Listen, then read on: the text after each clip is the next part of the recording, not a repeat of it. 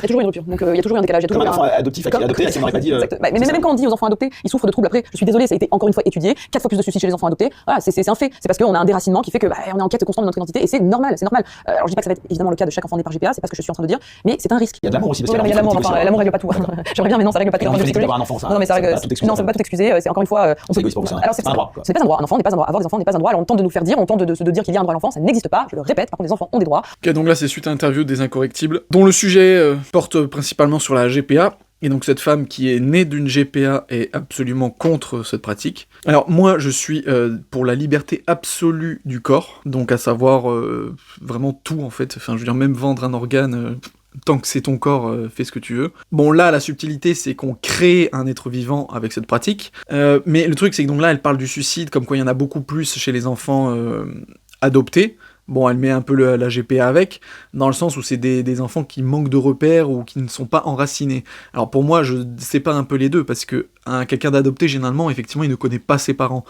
Or, pour la GPA, je veux dire, depuis le début, il est avec le parent, le couple, il n'y a pas d'histoire derrière. Alors ça, par contre, je ne sais pas si au niveau de la loi, l'enfant a le droit de voir sa mère porteuse, ou si les parents ont obligation de dire comment l'enfant est né, enfin ça, j'en sais rien. Alors dans l'idée, moi, je suis absolument pour la GPA, sous condition que l'enfant ait le droit après de revoir la mère porteuse. Parce que, effectivement, je veux dire, tu mets au monde un être vivant, donc cet être vivant, pour moi, du moment que c'est possible, il a le droit de savoir d'où il vient, en fait. Donc voilà, moi, ce serait la seule condition pour la mère porteuse, en fait, de l'être, c'est d'accepter que l'enfant, plus tard, s'il veut revoir la mère, et qu'il ait le droit. Et puis, en plus de ça, je veux dire, même si on met tout dans le même sac, donc elle dit qu'il y a plus de suicides chez les enfants désenracinés que des enfants, entre guillemets, normaux, mais le truc, c'est que je suis désolé, sur 100% des enfants adoptés ou des enfants GPA, quand c'est pas plus de la majorité qui se suicident. Donc, pour tous les enfants qui ne se suicident pas, posez-leur la question, vous préférez ne pas exister ou vous préférez être là, vivant? S'ils se suicident pas, ou si en tout cas ça va,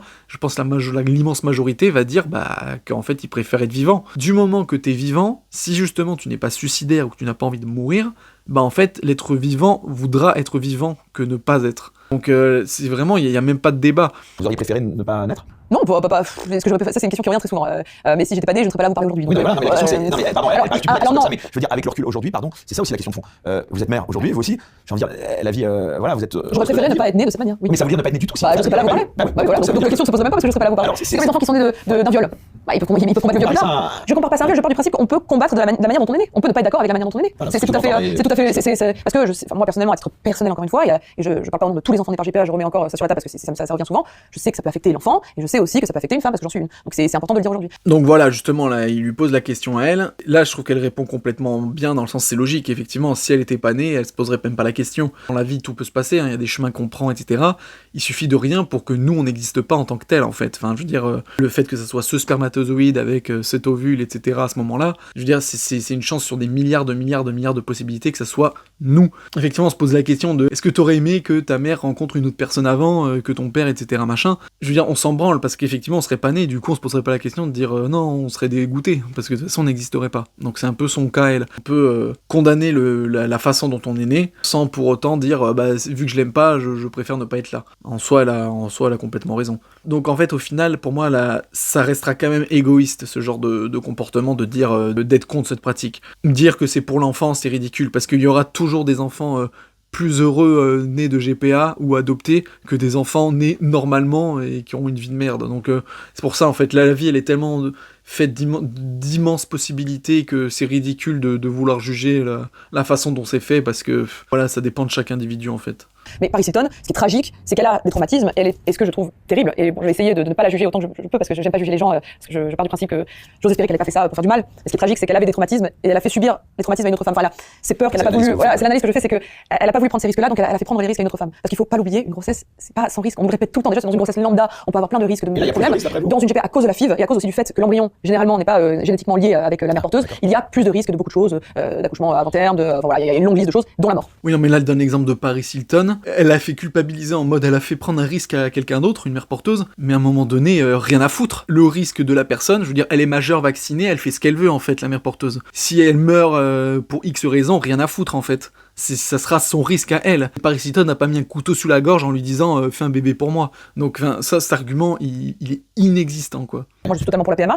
Dans une PMA, c'est une femme qui va prendre le risque pour elle-même. On est d'accord, elle va porter l'enfant, elle va prendre les risques pour elle-même. C'est elle qui va voilà, si elle déclenche une maladie, bon, malheureusement il y a des morts en couche, c'est elle qui va assumer les responsabilités. Dans la GPA, on met ses responsabilités sur une autre femme. Et ça c'est terrible. Ça veut rien dire ce qu'elle dit. Elle dit pour la PMA, on prend soi-même le risque. Pour la GPA, on met le risque sur quelqu'un d'autre. Mais sous-entendu que tu possèdes l'autre personne, que l'autre c'est un objet. Ben je suis désolé, l'autre personne, elle a sa conscience à elle. Donc quand tu dis pour la PMA, tu prends le risque pour toi, mais pour la GPA, ben la mère porteuse, elle prend le risque pour elle. Donc en fait, ça revient même. Encore une fois, dans un monde d'adultes consentants qui n'a pas le cerveau lavé, qui n'est pas manipulé, chacun est responsable de soi en fait, et conscient de soi-même. Donc PMA, GPA, dans son argument, c'est la même chose.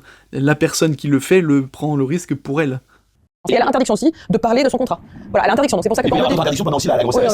on peut pas boire de café. Il y a une liste d'interdictions de ce qu'elle peut faire et ce qu'elle peut pas faire dans ce contrat, ce qui est absolument abject. Elle peut pas, par exemple, il y a des contrats, et c'est un contrat notamment californien. Non, mais il y a surtout, par exemple, si elle a un mari, dans certains contrats, il veut dire pas de relation sexuelle avec son mari. Voilà, bon, il y a plein de choses comme ça qui s'accumulent, et notamment cette interdiction de parler du contrat. Donc c'est-à-dire que si elle parle du contrat et qu'elle a vécu l'enfer, elle va peut-être avoir des poursuites judiciaires derrière. Donc c'est généralement des femmes qui n'ont pas l'argent pour se défendre, évidemment. Donc avec cette clause de confidentialité. Mais encore une fois, elle est adulte, elle fait ce qu'elle veut. Un sportif de haut niveau, il a pas le droit de manger tel truc, il a pas le droit de sortir en boîte tel truc. Est-ce que tu dis oh là là, c'est horrible, c'est abject et tout? Bah non, il a choisi, c'est la vie qu'il choisit pour être sportif, pour gagner de l'argent. Les mères porteuses, on leur met pas un couteau sous la gorge, elles choisissent, elles se font du blé entre guillemets facilement, hein. Je dis pas que c'est facile une grossesse, mais je veux dire voilà, c'est elles qui choisissent de pondre des enfants. Que moralement de l'extérieur tu dis c'est bien, c'est pas bien, c'est une chose, mais d'utiliser ces arguments, en fait ça n'a aucune validité. La meuf, elle fait ce qu'elle veut. Et si dans le contrat, ça dit tu dois faire ça, ça et ça, et tu dois pas faire ça, ça et ça, ben si elle dit non, ben voilà, elle a le droit. Et c'est pas une esclave, en fait.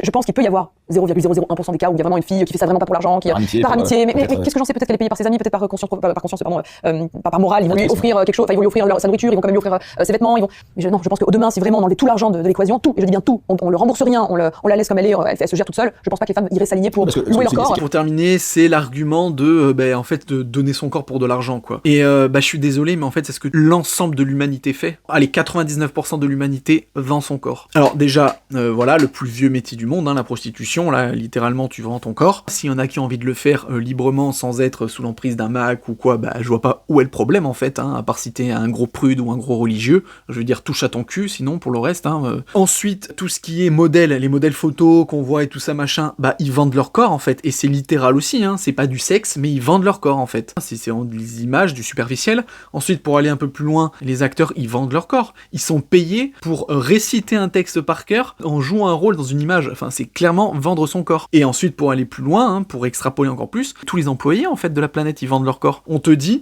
tiens, je te donne des sous et tu fais ça. Tu n'as pas le droit de faire ça, ça et ça, et tu as le droit de faire ça, ça et ça. Et tu dois le faire en un temps limité. Enfin, c'est vendre son corps, hein. Aller travailler, c'est tu vends ton corps. Tu vends peut-être ton cerveau, tu vends peut-être tes muscles, mais tu vends ton corps. Donc en fait, ces arguments sont pétés au sol. C'est juste une question de moralité personnelle qu'elle a, comme parce qu'elle est prude et qu'elle se dit oh là là, mettre au monde un enfant par quelqu'un d'autre que soi, c'est ouf. Mais voilà, ça touche vraiment la morale personnelle. Mais c'est pas un argument que tu peux mettre sur la table en fait. Si ça touche toi, très bien, mais tu peux pas dire oh c'est pas bien parce que tu vends ton corps. Mais dans ce cas-là, tout le monde arrête de travailler en fait.